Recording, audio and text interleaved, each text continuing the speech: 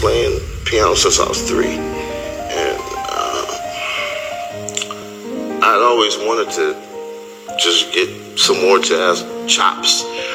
You know what? I studied like for 12. I studied for 2 years when I was like 12 or 13. Classical music. The classical teacher that I was with, she kind of got hip to me because she would play the song once and I'd come back the next week and play it no perfect, but I still wasn't really reading. And when she got hip to the fact that my ear was that good, she was like, well, I'm gonna send you to this guy named Russell, somebody who worked at VCU, and he taught music theory.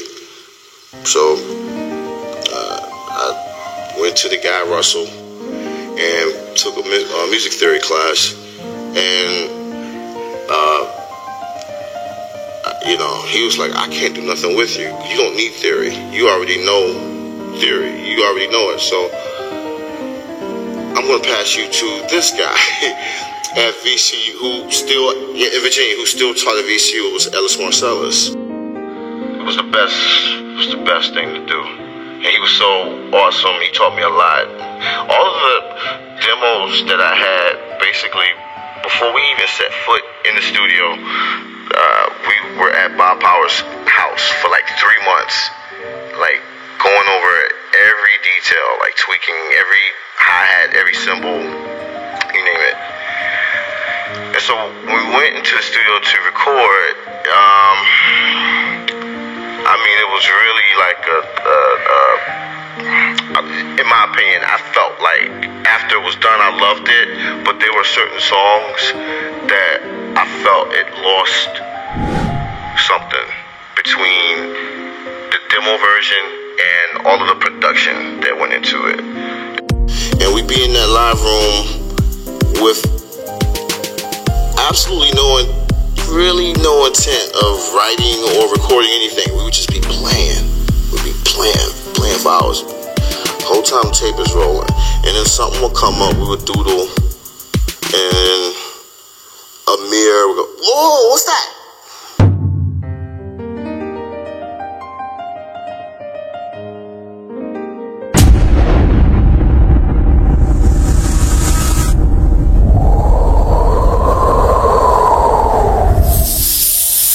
Michael D'Angelo Archer, known professionally as D'Angelo, is R&B incarnation.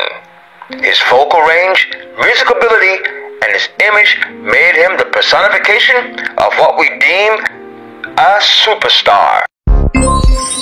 His first album, 1995's Brown Sugar, birthed the entire neo-soul movement, which eventually became its own subgenre of music. It's hard to remember what R&B was like before that album. It's also scary to imagine what it would be today without it. Back then, the comparisons came slowly and deliberately, well thought out and cautious. Was he Prince? Okay, he was Prince. Was he Marvin? Okay, maybe he was Marvin. Was he more? Yes, he was more. D'Angelo was more because he was undoubtedly one of the upcoming greats. With his multi-instrument playing, self-producing, singing, songwriting talents. But then, he was also one of the young dudes back then, when his album was released.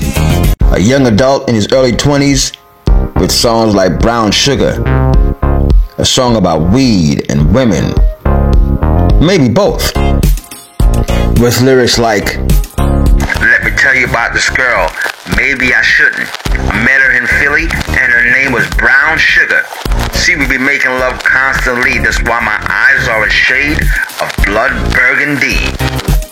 You be the judge. But what I know, he was that dude. He was that dude that the ladies wanted to listen to. When he dropped 22 years ago, his sophomore album, Voodoo, it solidified his position as a superstar. His biggest single to date, Untitled, How Does It Feel skyrocketed his popularity in a time where there was no social media, and it led to cult-like worship for him. D'Angelo is one of the modern breeds who became infatuated with the Prince model, whereby the artist take control of his sound and his image. Every so often, a singer comes along who is elevated as the savior of soul, but few ever live up to the hyperbole. D'Angelo has done more than the most to revive interest in the old school styles of classic figures like legendary Donny Hathaway and Al Green, and of course, the great Sam Cooke. But please take heed, he is not purely retro. He's hip-hop and urban. His sound introduces elements of rap and is based on beats as well as the values and structure of standard songwriting.